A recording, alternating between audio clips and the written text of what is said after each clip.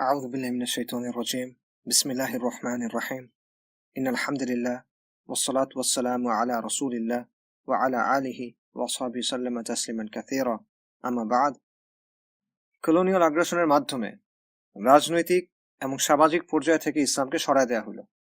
উম্মাহ লাঞ্ছিত, পরাজিত এবং বিভ্রান্ত হয়ে গেল।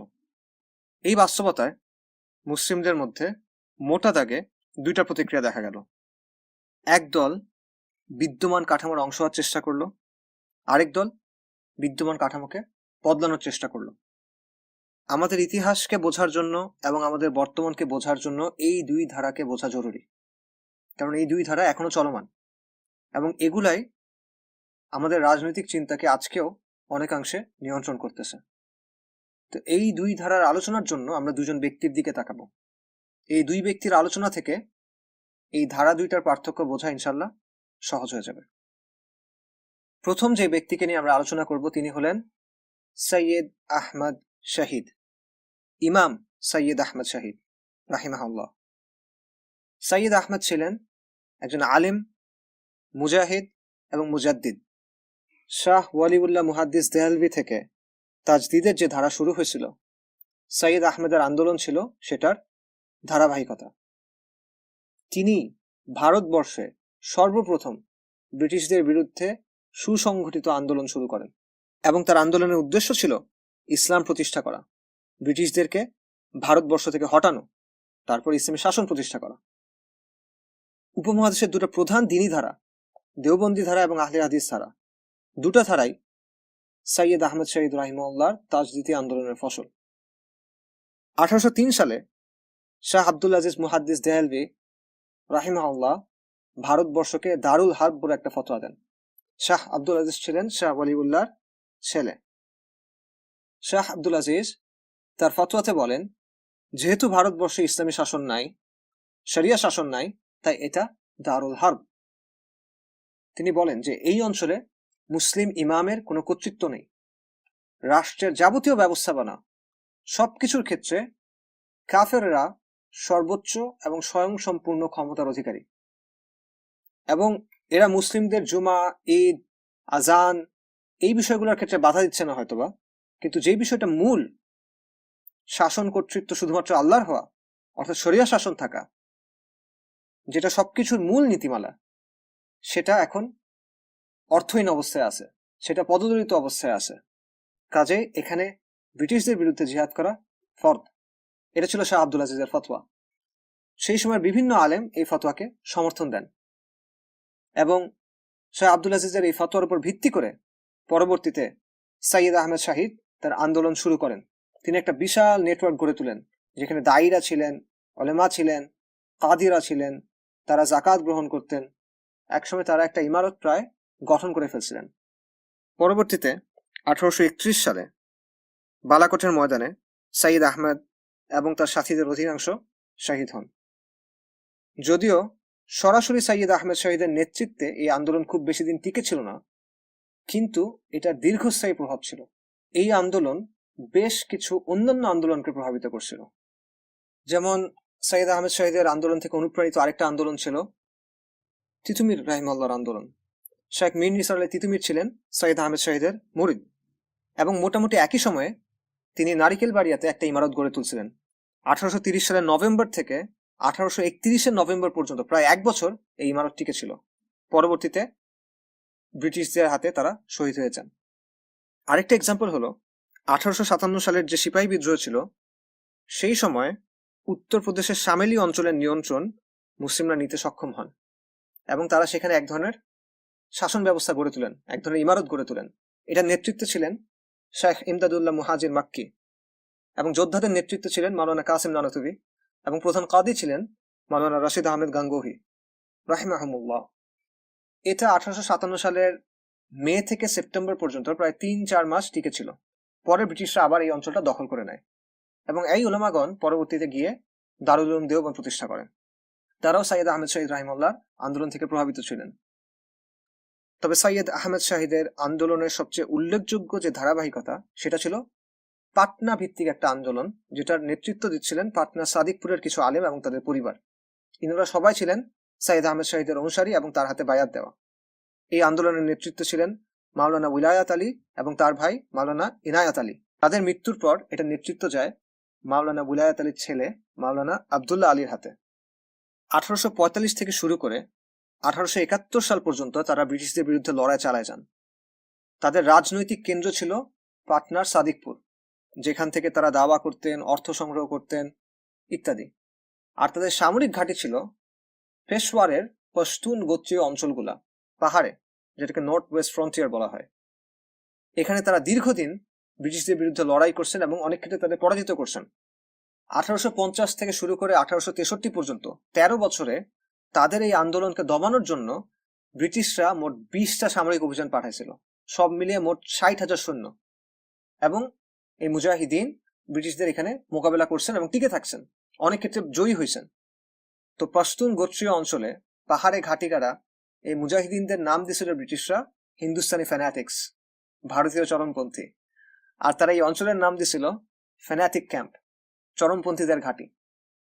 এবং সেই সময়কার পাঞ্জাবের ব্রিটিশদের যে সরকারি নথি, সেখানে লেখা আছে এই চরমপন্থীরা কোনো নিরীহ, দুর্বল, ধর্মীয় লোকজন না, এরা হলো ভারতে আমাদের শাসনের বিরুদ্ধে এক স্থায়ী হুমকি। 1857 সালে যে বিদ্রোহ, সেখানেও এই আন্দোলনের এবং অন্যান্য ওলেমার ভূমিকা ছিল। তারা মুসলিম সিপাহীদের সাথে যোগাযোগ করে তাদেরকে বিদ্রোহ করতে উদ্বুদ্ধ করছিলেন। মাওলানা উলায়াত আলী হায়দ্রাবাদের যে মুসলিমরা ছিল, যে মুসলিম সিপাহীরা ছিল, তাদের সাথে যোগাযোগ করছিলেন। অন্যান্য ওলেমায়ে কেরাম তারা পাঞ্জাব এবং মাদ্রাসার সিপাহীদের উদ্বুদ্ধ করছিলেন। এবং এই কারণেই 1857 সালের বিদ্রোহের পর ব্রিটিশরা মূল টার্গেট বানায় আলেমদেরকে। মৌলভী শুনলে ব্রিটিশরা মনে করতো যে এরা হলো বিদ্রোহী। বলা হয় যে 1857 সালের বিদ্রোহের পর প্রায় 2 লক্ষ মানুষকে মারা হয়। এর মধ্যে 51,000 ছিল ওলেমা এবং তালিবুল ইলম। শুধু দিল্লিতে 500 আলেমকে ফাঁসি দেওয়া হয়েছিল। এছাড়া পাটনা এবং পশতুন এলাকা কেন্দ্রিক যে জিহাদ আন্দোলন ছিল, সেটা দমন করার জন্য অনেকগুলো বড় বড় মামলা ব্রিটিশরা শুরু করছিল। এই মামলাগুলা পরবর্তীতে পরিচিতি পায় ওয়াহাবি কেস নামে কিংবা আম্বালা ষড়যন্ত্র নামে। পরে ক্রমাগত চাপের কারণে পাটনা ভিত্তিক যে আন্দোলন ছিল সেটা দুর্বল হয়ে যায়। অন্যদিকে ব্রিটিশরা পেশওয়ার ভ্যালি অর্থাৎ পার্বত্য অঞ্চলগুলোতে বেশি প্রেসার দেওয়া কমায় দেয়। তারা এখানে বেশি প্রেসার দেওয়া থেকে বিরত থাকে। কাজে এই আন্দোলনগুলোর প্রত্যেকটাই কোনো না কোনো ভাবে সাইয়েদ আহমেদ শহীদ রাহিমাহুল্লাহর আন্দোলনের সাথে যুক্ত এবং সেখান থেকে অনুপ্রেরণা পাওয়া। এগুলো হলো তার আন্দোলনের প্রভাব, এগুলো হলো বালাকোটের প্রভাব। এবং এই আন্দোলনের সবচেয়ে বড় প্রভাব হলো, সবচেয়ে দীর্ঘমেয়াদী প্রভাব হলো, এটা ভারতের মুসলিমদেরকে তাদের মুসলিম পরিচয়ের ভবিষ্যৎ, ব্রিটিশদের সাথে তাদের বোঝাপড়া কিভাবে হবে, হিন্দুদের সাথে বোঝাপড়া কিভাবে হবে, এটা নিয়ে ভাবতে বাধ্য করছিল। এবং এই চিন্তার ভেতর থেকেই পাকিস্তানের চিন্তা, অর্থাৎ মুসলিমদের জন্য একটা আলাদা দেশের চিন্তা বের হয়ে আসছিল। সাইয়েদ আহমেদ শহীদের আন্দোলনের কাছাকাছি সময়ের আরেকটা আন্দোলন ছিল হাজি শরীয়তুল্লাহর ফরাইজি আন্দোলন, যেটা শুরু 1818 সালের দিকে এবং এটা প্রায় 100 বছরের মতো টিকে ছিল। ফরাইজিরা সরাসরি ব্রিটিশদের বিরুদ্ধে সংঘাতে যান নাই। এই আন্দোলন মূলত সমাজ থেকে শিরক বিদআত দূর করা এবং সামাজিক এবং অর্থনৈতিক বিভিন্ন ইস্যুতে ফোকাস করছিল। কিন্তু তারা মনে করতেন যে ভারতবর্ষ হলো দারুল হার্ব এবং এই ফরাইজি আন্দোলন হলো আমাদের আন্দোলন, বাংলার আন্দোলন, এবং তারা অত্যন্ত শক্তিশালী ছিলেন। বিশেষ করে হাজি শরীয়তুল্লাহ, যিনি ছেলে ছিলেন মোহাম্মদ মুহসিন উদ্দিন দুদু মিয়া, তার সময় এই আন্দোলন অনেক শক্তিশালী হয়েছে। সেই সময় বেঙ্গল পুলিশের এক কমিশনার বলছিল যে ফরাইজিদের মোট সংখ্যা হলো 80,000, আর কলকাতার এক ব্রিটিশ সাংবাদিক বলছিল যে ফরাইজিদের মোট সংখ্যা হবে 3 লাখের বেশি। এবং এমনও হয়েছে যে ফরিদপুর কোর্টে দুদু মিয়ার বিরুদ্ধে মামলা হয়েছে, তার বিরুদ্ধে মামলা রায় হবে।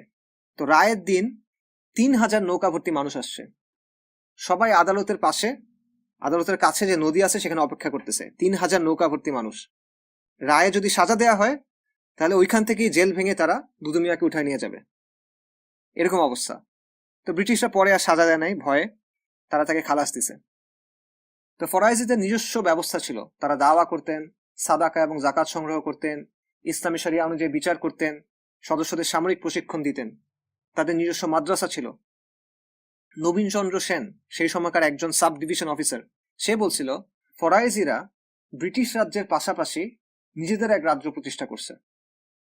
এবং ফরাইজিদের ক্ষমতার ব্যাপারে ব্রিটিশরা এতই ভীত ছিল, 1857 সালের বিদ্রোহ যখন শুরু হইল তখন তারা সাথে সাথে দুদু মিয়াকে গিয়ে গ্রেফতার করলো। বলা হয় যে উনি নাকি ব্রিটিশদের বলছিলেন যে উনি চাইলে 50,000 লোক হাজির করতে পারবেন এবং উনি যেদিকে বলবেন তারা সেদিকে মার্চ করবে। তো এই ভয়ে তারা তাকে আগেই বন্দি করে ফেলে। এটা আমাদের ইতিহাস, এটা আমাদের গৌরবের উত্তরাধিকার, এটাই বাংলাদেশের কথা। টিপু সুলতান, সাইয়েদ আহমেদ শাহিদ, তিতুমির, ইমদাদুল্লাহ মুহাজির মাক্কি, মাওলানা উলায়াত আলী, হাজী শরিয়তুল্লাহ, ইনারা আমাদের পূর্বসূরি, ইনারা আমাদের আদর্শ।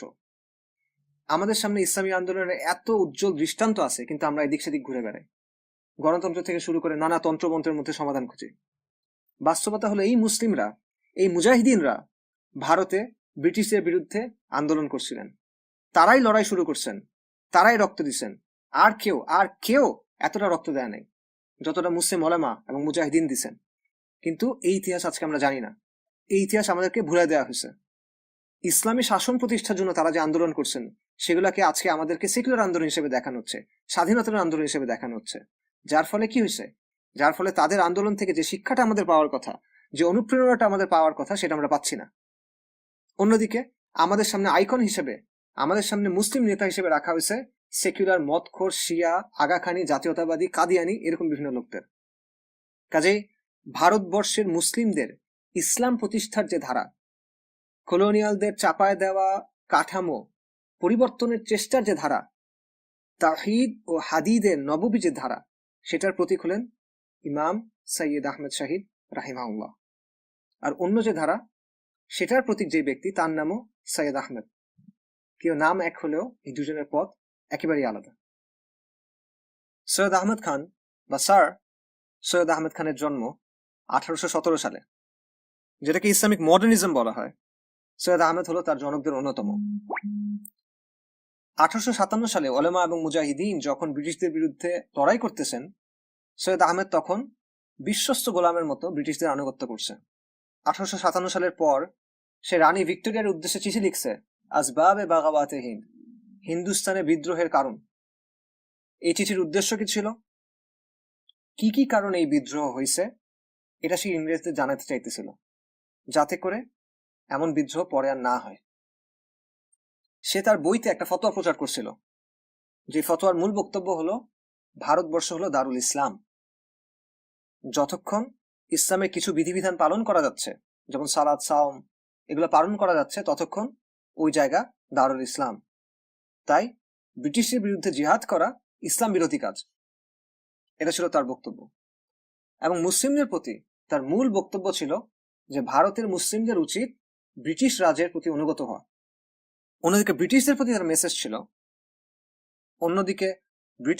তার মেসেজ ছিল হিন্দুস্তানের মুসলিমরাই হলো ব্রিটিশদের সবচেয়ে অনুগত প্রজা, কারণ ব্রিটিশরা হলো খ্রিস্টান, আর খ্রিস্ট ধর্ম আর ইসলামের মধ্যে অনেক মিল আছে, যেটা হিন্দু ধর্ম, শিখ ধর্ম এগুলোর মধ্যে নাই। 1857 সালের পর মুসলিমরা যখন বেশ দমন পীড়নের মুখোমুখি হইল, তখন সৈয়দ আহমেদ এসব চিন্তা প্রচার করতে শুরু করলো এবং ব্রিটিশরা তাকে পৃষ্ঠপোষকতা করলো। সৈয়দ আহমেদ ছিল ব্যাপকভাবে এনলাইটেনমেন্টের চিন্তা দ্বারা প্রভাবিত। সে জন লকের অনেক বড় ফ্যান ছিল, তার নানা লেখায় সে জন লকের উদ্ধৃতি দিছে। এছাড়া ইংরেজদের আরেক বড় দালাল ছিল রাজা রামমোহন রায়, সে রামমোহন রায় দ্বারাও প্রভাবিত ছিল। এই সৈয়দ আহমেদ খান মুসলিমদের বুঝাতে শুরু করলো যে ইংরেজদের বিরুদ্ধে যুদ্ধ করে শরিয়া কায়েম, এইসব চিন্তা করে লাভ নাই, বরং এসব বাদ দিয়ে ইংরেজদের অধীনে থেকে তাদের আনুগত্য করে দুনিয়াবি উন্নতির চেষ্টা করতে হবে, এদিকে ফোকাস করতে হবে। ডিগ্রি, চাকরির পারফরমেন্স, এগুলোর মাধ্যমে ইংরেজদের কাছে সম্মান অর্জন করতে হবে। ইংরেজদের আনুগত্য মেনে নিয়ে সরকারি চাকরিতে হিন্দুদের সাথে প্রতিযোগিতা করতে হবে। তো এই যে তার ওয়াফাদারি, এই যে তার বিশ্বস্ততা, এই যে তার আনুগত্য, এই জন্য খুশি হয়ে ইংরেজরা তাকে স্যার উপাধি দিয়েছে, স্যার সৈয়দ আহমেদ খান। সৈয়দ আহমেদ আকিদাতে ছিল মডার্নিস্ট, অনেক দিক থেকে সে ছিল মুতাজিলিদের মতো। সে কোরআনের আধুনিক তাফসির লিখছে, আবার বাইবেলেরও তাফসির লিখছে। সে বলছে যে বহু বিবাহ এটা ইসলামের সাথে সাংঘর্ষিক, এটা দুর্লভ কিছু ক্ষেত্রে জায়েজ, এমনিতে এটা ইসলামের সাথে সাংঘর্ষিক। সে বলছে যে আধুনিক ব্যাংক লোন এগুলো রিবা না, এগুলো জায়েজ আছে। তারপর সে বলছে চুরি, জিনা, এসবের যে শারঈ শাস্তি আছে, যে শারঈ হাদ আছে, এগুলো হলো বর্বরতা। এগুলো আগেকার সমাজে প্রযোজ্য ছিল, কারণ তখন জেল ছিল না, কারাগার ছিল না, কিন্তু এখনকার সমাজে এগুলো প্রযোজ্য না। তো তার এইসব কথাবার্তার জন্য অনেক ওলামা তাকে তাকফির করছেন। তো এই সৈয়দ আহমেদ খান আলিগড় বিশ্ববিদ্যালয় এবং আলিগড় আন্দোলন প্রতিষ্ঠা করে। নবাব সলিমুল্লাহ, নবাব মুহসিনুল মুলক, নবাব ওয়াকারুল মুলক, সৈয়দ আমির আলী, এরা সবাই ছিল আলিগড় আন্দোলনের অংশ, এবং এরাই পরে 1906 সালে গিয়ে মুসলিম লীগ প্রতিষ্ঠা করে, যেটাকে ভারতবর্ষে মুসলিম জাতীয়তাবাদ বলা হয়, যে আদর্শটাকে, সেটার জনকও বলা হয় এই সৈয়দ আহমেদকে। মুসলিম লীগের যে টপ নেতৃবৃন্দ, তাদের বিশাল একটা অংশ ছিল এই সৈয়দ আহমেদ খানের চিন্তার একনিষ্ঠ অনুসারী এবং সেকুলার। আবার এদের মধ্যে অনেকে তার চেয়েও কট্টর সেকুলার ছিল, আবার অনেকে ছিল একেবারে জিন্দিক। যেমন মুসলিম লীগের প্রতিষ্ঠাতাদের একজন ছিল তৃতীয় আগা খান, এবং সে মুসলিম লীগের প্রথম অনারারি প্রেসিডেন্ট। সে ছিল ইসমাইলি শিয়াদের নেতা। আগা খানি যাদেরকে বলা হয় তাদের নেতা, এবং ইসমাইলিরা তাদের নেতার উপর রুবুবিয়াত এবং উলুহিয়াতের অনেক বৈশিষ্ট্য আরোপ করে, অর্থাৎ এই লোক ছিল কাফের এবং তাগুত। সে ছিল মুসলিম লীগের প্রতিষ্ঠাতাদের একজন এবং অনারারি প্রেসিডেন্ট। মুসলিম লীগের আরেক বড় নেতা মোহাম্মদ জাফরুল্লাহ খান ছিল কাদিয়ানি। বিখ্যাত যে লাহোর প্রস্তাব, সেটা হলো তার লেখা। সে ছিল পাকিস্তানের প্রথম পররাষ্ট্রমন্ত্রী, এবং পরে সে জাতিসংঘের জেনারেল অ্যাসেম্বলির প্রেসিডেন্টও হয়। সেও ব্রিটিশদের কাছ থেকে স্যার উপাধি পাইছিল। মোহাম্মদ আলী জিন্নাহ, পাকিস্তানের কায়েদে আজম, সেও ছিল আগা খানি পরিবারের ইসমাইলি শিয়া। বলা হয় যে পরে নাকি তারা ইসনা আশারিয়া শিয়া হয়েছে। আবার জিন্নার ফ্যামিলি থেকে এটাও বলা হয় যে পরে নাকি সে সুন্নি হয়েছিল শেষ জীবনে। অথচ তার নিজের ভাষ্য মতে সে জীবনে মসজিদে যায় নাই। সে নিয়মিত শূকরের মাংস এবং মদ খাইত, এবং সে ছিল তুরস্কের যে কামাল পাশা তার ভক্ত। পাকিস্তানের যে বিখ্যাত কবি ইকবাল, তার ছেলে পাকিস্তানের হাইকোর্টের বিচারপতি জাভেদ ইকবাল বলছেন যে কায়েদে আজম মোহাম্মদ আলী জিন্নাহ আগাগোড়াই সেকুলার ছিলেন। তিনি কখনোই ইসলামী রাষ্ট্রের চিন্তা কল্পনাও করেননি, অথচ এরাই ছিল মুসলিম লীগের নেতা। ইসলামের বিজয় কিংবা শরিয়া শাসনের চিন্তা এদের কল্পনাতেও ছিল না। মূলত এদের চিন্তা ছিল ভারতের মুসলিমদের জন্য আলাদা একটা রাজনৈতিক দল দরকার, এবং ইংরেজরা চলে যাওয়ার পর মুসলিমদের জন্য আলাদা একটা দেশ দরকার, কিন্তু সেই দেশটা হবে সেকুলার। এদের যে মুসলিম আইডেন্টিটি, সেটা ইমান দ্বারা চালিত ছিল না, এটা এক ধরনের জাতীয়তাবাদ দ্বারা চালিত ছিল। এবং আজকে উপমহাদেশে যেসব সেকুলার রাজনৈতিক দল আছে, বাংলাদেশে বলেন, পাকিস্তানে বলেন, ভারতে বলেন, তারা কোনো না কোনোভাবে এই সিলসিলার সাথে যুক্ত। এখানে প্রাসঙ্গিক হিসেবে আরেকটা কথা বলি। আপনারা দেখবেন যে এখন দেখা যাচ্ছে যে বাংলাদেশে অনেকে আবার এই মুসলিম জাতীয়তাবাদের কথা বলতেছে। মুসলিম জাতীয়তাবাদ বলতে তারা কি বোঝায়? বেসিক্যালি তারা বোঝাচ্ছে এমন একটা সেকুলারিজম যেখানে কিছু মুসলিম ফ্লেভার থাকবে। বাংলাদেশের মূল যেসব সেকুলাররা আছে, যারা প্রভাবশালী, তাদের মধ্যে কলকাতার প্রভাব বেশি। কলকাতার জমিদারদের যে ইসলাম বিদ্বেষ, সেটার প্রভাব তাদের মধ্যে বেশি, যদিও ওরা নামে মুসলিম অনেকেই। কিন্তু এই সেকুলারিজম দিন দিন বাংলাদেশে দুর্বল হচ্ছে। শাহবাগ ছিল এই কলকাতা ধারার সেকুলারিজমের একটা উগ্র ফর্ম। তো শাহবাগের পরাজয় তো স্পষ্ট। ফলে সেকুলারদের একটা অংশ চিন্তা করতেছে যে ইসলাম বিদ্বেষী সেকুলারিজম বেশি দিন টিকা রাখা যাবে না, বরং এই ধরনের সেকুলারিজমের ফলে সমাজের একটা সিগনিফিকেন্ট অংশ ইসলামের দিকে ঝুঁকে যাচ্ছে।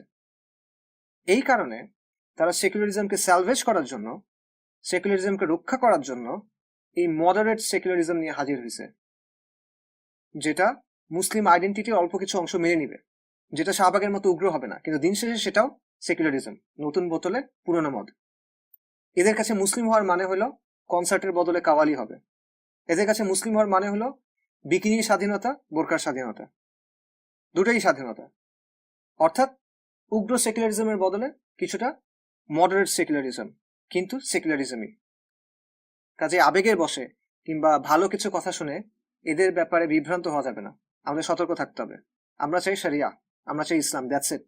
যে শরিয়া চায় না, তার রাজনৈতিক দৃষ্টিভঙ্গি এবং আমাদের রাজনৈতিক দৃষ্টিভঙ্গি কখনো এক হইতে পারে না। আপনি মুসলিম জাতীয়তাবাদ বলেন বা অন্য কিছু বলেন, এইসব মতবাদ মিথ্যা প্রতিশ্রুতি ছাড়া আর কিছুই না। এগুলা মুসলিমদের কিছুই দিতে পারবে না, এগুলা মুসলিমদের কিছুই দিতে পারে নাই। এই মতবাদ বরং মুসলিমদের ধোঁকা দিয়ে সেকুলারিজমের সাথে যুক্ত করে দিবে। আমরা দুটা ধারা দেখলাম। একটা ধারার প্রতীক হলেন ইমাম সাইয়্যিদ আহমেদ শাহিদ রাহিমাহুল্লাহ, আরেকটা ধারার প্রতীক হলো স্যার সৈয়দ আহমেদ খান। একজনের উপাধি হলো শহীদ, আরেকজনের উপাধি হলো স্যার। একজনকে উপাধি দিয়েছেন উলামায়ে কেরাম এবং সাধারণ মুসলিমরা, আরেকজনকে উপাধি দিয়েছে ইংরেজরা। এখান থেকে আসলে স্পষ্ট যে কার কিবলা কোন দিকে, কার উদ্দেশ্য কোনটা, কে আল্লাহর দিন বাস্তবায়ন করতে চাইছে আর কে কাফেরের দিন বাস্তবায়ন করতে চাইছে, কে কলোনিয়াল মাস্টারদের দিন বাস্তবায়ন করতে চাইছে। কাজে এই দুই ধারার ব্যাপারটা সহজে আসলে কি, প্রথমে আমরা যে কথাটা বলছিলাম সেটাই। কলোনিয়াল আগ্রাসনের ফলে সামাজিক এবং রাজনৈতিক পর্যায় থেকে ইসলামকে সরায় দেওয়া হলো, উম্মাহ লাঞ্ছিত হইল, পরাজিত হলো এবং বিভ্রান্ত হয়ে গেল। এই বাস্তবতায় মুসলিমদের মধ্যে মোটা দাগে দুটা প্রতিক্রিয়া দেখা দিল। একটা হলো মডার্নিজম, তারা স্ট্যাটাস কো মেনে নিল, তারা বিদ্যমানতাকে মেনে নিল এবং তারা মুসলিমদের বলল এই ব্যবস্থার সাথে সংঘাতে গিয়ে লাভ নাই, এটা মেনে নিতে হবে এবং এটার অংশ হয়ে যেতে হবে। তারপর ধীরে ধীরে ইসলামের কিছু অংশ আমরা সমাজ এবং রাষ্ট্রে ফিরিয়ে আনার চেষ্টা করব, এবং এই ধারা এনলাইটেনমেন্ট এবং মডার্নিটির আকিদাও গ্রহণ করলো। স্যার সৈয়দ আহমেদ হলো উপমহাদেশে এই ধারার প্রতীক। দ্বিতীয় যে ধারা সেটা হলো ওলামা এবং মুজাহিদিনের ধারা, তাওহীদ ও হাদিদের ধারা। তারা বলল কিতাব আমাদের এইটা বলে, সুন্নাহ আমাদের এইটা বলে, শরিয়া আমাদের এই আদেশ দেয়, তাই এটাই আমাদের করতে হবে। আমাদের ইসলামের শরিয়া ফিরিয়ে আনতে হবে এবং এটার জন্য আমাদের ব্রিটিশদের বিরুদ্ধে লড়াই করতে হবে। এটাই মুসলিমদের স্বার্থ রক্ষার সঠিক উপায়। এবং তারা কলোনিয়ালদের বিরুদ্ধে লড়াই করলেন, কেউ শহীদ হয়ে গেলেন, কেউ দীর্ঘদিন লড়াই চালায় গেলেন। ইমাম সৈয়দ আহমেদ শাহিদ হলেন উপমহাদেশে এই ধারার প্রতীক।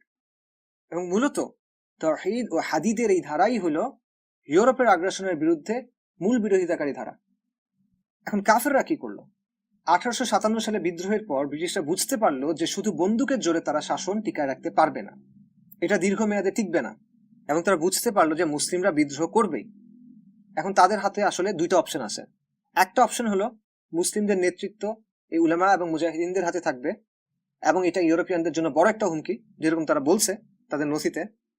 অন্য অপশনটা হলো মুসলিম সমাজের নেতৃত্বে থাকবে জাতীয়তাবাদী, সেকুলার, পাশ্চাত্যে শিক্ষা পাওয়া মুসলিমরা, যাদের গায়ের চামড়া বাদামি কিন্তু তাদের চিন্তা ইউরোপিয়ানদের মতো।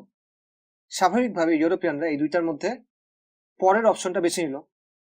তারা এই সেকুলারাইজ মুসলিমদের কালটিভেট করলো, তাদের গড়ে তুললো, এবং যাবার সময় এই সেকুলার ন্যাশনালিস্ট ওয়েস্টার্নাইজ লোকদের হাতে ক্ষমতা দিয়ে গেল। আর সেই থেকে আমাদের সমাজ ও রাজনীতির নিয়ন্ত্রণ এই সেকুলার শ্রেণীটার হাতেই রয়ে গেল। এবং এই কথাগুলো মুসলিম বিশ্বের বাকি সব অঞ্চলের ক্ষেত্রেও মোটামুটি সত্য। আমি আপনাদের ভারতবর্ষের উদাহরণ দিয়ে বললাম কারণ এটা আমাদের অঞ্চল, কিন্তু মুসলিম বিশ্বের বাকি সব অঞ্চলের ক্ষেত্রেও এটা মোটামুটি সত্য, বা অধিকাংশ অঞ্চলের ক্ষেত্রে এটা মোটামুটি সত্য। তো ওয়ার অন টেররের ফলে এখানে আরেকটা দিক যুক্ত হইল সাম্প্রতিক সময়ে। সেটা কি? বেসিক্যালি 1857 সালের বিদ্রোহের পর যেমনটা হয়েছিল ঠিক তেমনি ভাবে 2001 সালের পর ইসলামী অঙ্গনে ইসলামী দল, ইসলামী বক্তা, ইসলামী দায়ী, ইসলামী সংগঠন এবং আলিমদের মধ্যে একটা বিভাজন তৈরি হলো, একটা বিভাজন আসলো, দুইটা ধারা তৈরি হলো। একটা ধারা চাপের কারণে, ভয়ের কারণে, দুনিয়ার লোভের কারণে কিংবা অন্য কোনো কারণে স্যার সৈয়দের পথ ধরল, আর আরেকটা দল শহীদ সৈয়দের পথে থাকলো। একটা দল পশ্চিমা বিশ্ব ব্যবস্থার সাথে ইসলামকে খাপ খাওয়াইতে চায়, আরেকটা দল ইসলামী বিশ্ব ব্যবস্থা তৈরি করতে চায়। আজকে নানা ইস্যুতে আমরা যে তর্কগুলো দেখি, মানে মুসলিমদের ভেতরে যে তর্কগুলো আমরা দেখি, মনে করেন গণতন্ত্র নিয়ে, মানবাধিকার নিয়ে, নারী অধিকার, রাজনীতি, গান, সিনেমা, বিভিন্ন বিষয়ে আমরা যেসব তর্ক দেখি, এই সব কিছুর মূলে আপনি দেখবেন আসলে এই বিভাজনটা আছে, এই দুটা ধারার পার্থক্যগুলো রয়ে গেছে। কারণ দুটা ধারা দুই ধরনের জিনিস চায়। একদল মডার্নিটির সাথে অ্যাসিমিলেশন চায়, তারা মডার্নিটির সাথে খাপ খাওয়াইতে চায়, মিলে যেতে চায়। আরেক দল মডার্নিটিকে চেঞ্জ করতে চায়, আধুনিক বিশ্ব ব্যবস্থাকে চেঞ্জ করতে চায়। এই কারণে তাদের গন্তব্য যেহেতু সম্পূর্ণ আলাদা, এই কারণে আপনি দেখবেন ছোট ছোট বিভিন্ন ক্ষেত্রে তাদের মধ্যে অনেক পার্থক্য আপনি দেখবেন। এটি স্বাভাবিক। এবং দুঃখজনকভাবে বর্তমানের অধিকাংশ সংগঠন, সেলিব্রিটি বক্তা এবং আলিমরাও কোনো না কোনো মাত্রায় পশ্চিমা সভ্যতার সাথে খাপ খাওয়াই নেওয়ার পথটাকেই বেছে নিয়েছেন। তারা নানাভাবে, নানা কসরত করে গণতন্ত্র, নাগরিক অধিকার, সাম্য, প্রগতির মতো মডার্নিটির মূল্যবোধগুলোর সাথে ইসলামকে খাপ খাওয়াতে চেষ্টা করতেছেন। তারা সেকুলার না, কিন্তু তারা যে পথে হাঁটতেছেন এটার ফলাফল হলো মুসলিম উম্মার সেকুলারাইজেশন। আমরা ইতিমধ্যে এই বিষয়টা নিয়ে আলোচনা করছি। মডার্নিটি এবং সেকুলারিজমের বৈশিষ্ট্য হলো এটা ক্রমাগত ধর্মের জন্য নির্ধারিত যে জায়গাটা আছে সেটাকে ছোট করে ফেলতে থাকে। মডার্নিটিতে কোনো স্ট্যাটিক অবস্থান নাই, লিকুইড মডার্নিটি। মডার্নিটি ক্রমশ পরিবর্তিত হইতে থাকে, আর এই পরিবর্তনের একটা প্রবণতা হলো ধর্মের জন্য যে বলয়টাকে তারা নির্দিষ্ট করছে সেটাকে ক্রমাগত ছোট করে ফেলা। সেকুলার শাসন এটা যতই নিরপেক্ষ হোক, এখানে অবধারিতভাবে ধর্মের প্রভাব কমবে, ধর্মের অবনতি ঘটবে, ধর্মের খোলস থাকবে, কিন্তু ভেতর থেকে সেটা ফাঁপা হয়ে যাবে। কাজে আপনি যতই চেষ্টা করেন, আপনি এমন কোনো স্থায়ী সমাধান আনতে পারবেন না যেখানে এই বিশ্ব কাঠামো বজায় থাকবে আবার ইসলামও থাকবে। দুটার মধ্যে কোনো একটাকে যেতে হবে, যেতে হবেই। ইউরোপের ক্রিশ্চিয়ানিটির দিকে তাকান, ক্রিশ্চিয়ানিটি প্রায় ধ্বংস হয়ে গেছে, প্রায় শেষ হয়ে গেছে। মডার্নিটির সাথে লড়াইয়ে ক্রিশ্চিয়ানিটি টিকে থাকতে পারে নাই, কিন্তু ক্রিশ্চিয়ানিটি চেষ্টা করছিল মডার্নিটির সাথে খাপ খাওয়ায় নিতে। জুডাইজমের দিকে তাকান, ইহুদিরা বা জায়নিস্টরা আজকের পৃথিবীর সবচেয়ে শক্তিশালী গোষ্ঠীগুলোর একটা, হ্যাঁ এটা সত্য কথা, কিন্তু তাদের দিনের কি অবস্থা? বিশ্বের সমকামী রাজধানী বলা হয় তেল আবিবকে। নাস্তিকদের বড় একটা অংশ হলো ইহুদি, পর্নোগ্রাফি তৈরি করা লোকদের একটা বড় অংশ হলো ইহুদি। তারা তাদের ধর্মের পথে নাই। কাজেই এই সিস্টেমের সাথে খাপ খাওয়ানোর চেষ্টা সফল হবে না। হয় আপনি বদলাবেন অথবা সিস্টেমকে বদলাইতে হবে, মাঝামাঝি কিছু নাই। এই কারণে এই যে খাপ খাওয়ানো, এটাকে দীর্ঘমেয়াদী পলিসি হিসেবে নেওয়া, এটাকেই সমাধান মনে করা, এটা মৌলিকভাবে একটা পরাজিত মানসিকতার অবস্থান, যেখানে আপনি সেকুলার কাঠামোকে, মডার্নিটি কাঠামোকে গ্রহণ করে নিছেন। আপনি মৌলিক পরিবর্তন, বৈপ্লবিক পরিবর্তনের কথা ভাবা বন্ধ করে দিছেন। শুধু তাই না, যারা এইভাবে এখনো ভাবতে পারে, যাদের সেই সাহস আছে, যাদের সেই অধ্যত্ব আছে, তাদেরকে আপনি গালাগালি করতেছেন। পশ্চিমাদের ঠিক করে দেওয়া নানান ট্যাগ আপনি তাদের গায়ে লাগাই দিচ্ছেন। এবং এই ধরনের চিন্তার অবধারিত ফলাফল হইল আপনি এই স্ট্যাটাস কোকে, আপনি এই বিদ্যমানতাকে টিকে রাখার চেষ্টা করবেন, এটা পরিবর্তনের চেষ্টা করবেন না। আর দিন দিন কি হবে? দিন দিন আমাদের উপর জুলুম বাড়বে, অপমান বাড়বে। প্রথমে ফিলিস্তিন, কাশ্মীর, বসনিয়া, আরাকান, পূর্ব তুর্কিস্তান, গুজরাট, সিরিয়া, ভারত, দিন দিন তালিকা লম্বা হবে। আপনার অধিকার কমবে, ওদের জুলুম বাড়বে। একই সাথে আপনি দেখবেন আপনার চোখের সামনে আপনার সমাজ নষ্ট হয়ে যাচ্ছে। ডাস্টবিনে শিশুর মৃতদেহ, জিনার ব্যাপক প্রসার, জিনা দিবস, সমকামিতা, ট্রান্সজেন্ডার, মাদক, পরিবারের ভাঙন, আত্মহত্যা, সমাজে অশান্তি, বিশৃঙ্খলা, ঘুষ, বিকৃতি ক্রমাগত বাড়বে। ইন্ডিভিজুয়ালিজম, অ্যাটমাইজেশন, হেডেনিজম, ম্যাটেরিয়ালিজম দিন দিন বাড়বে। কতটুকু ধর্ম পালন করা অনুমোদিত, এই সীমানাটাও দিন দিন ছোট হইতে থাকবে। শরিয়ার কাছে ফেরত যাওয়া ছাড়া, চাপায় দেওয়া এই কাঠামোকে বদলানো ছাড়া অন্য কোনো সমাধান নাই। অন্য সব সমাধান এই ব্যবস্থাকে দীর্ঘায়িত করবে, শক্তিশালী করবে এবং আমাদেরকে, মুসলিমদেরকে দুর্বল করবে, যেভাবে গত 100 বছর ধরে, যেভাবে গত 150 বছর ধরে আমরা দুর্বল হয়ে যাচ্ছি। কাজে আপনি যদি পরিবর্তনের চিন্তা শুরু করতে চান, তাহলে প্রথমে এই বাস্তবতাগুলো বুঝতে হবে। আপনাকে বুঝতে হবে যে পোস্ট কলোনিয়াল মুসলিম রাষ্ট্রগুলো হলো মুসলিমদের নিয়ন্ত্রণ করার যে কাঠামো, সেটার একটা অংশ। সুবহানাকাল্লাহুম্মা ওয়া বিহামদিক, আশহাদু আল্লা ইলাহা ইল্লা আনতা, আস্তাগফিরুকা ওয়া আতুবু ইলাইক।